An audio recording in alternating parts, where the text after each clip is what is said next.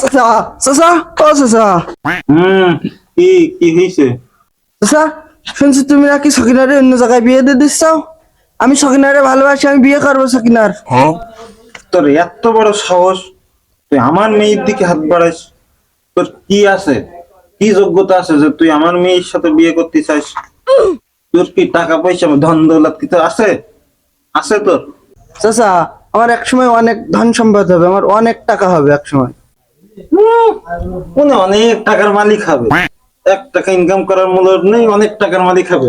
এই নে, যেদিন তুই 1 প্যাকেট টাকা ইনকাম করে আমার সামনে দেখাতে পারবি, সেদিন তুই আসবি আমার মেয়ের হাত চাতে। চাচা একদিন আমি প্যাকেট ভর্তি টাকা নিয়ে ফিরে আসবো। চাচা ও চাচা 1 লাখ টাকা ইনকাম করে ফেলাইছি। সত্যি খোকা, তুমি আমার জামাই হওয়ার যোগ্য, তোমার সাথে আমার মেয়ে বিয়ে দেবো, চলো।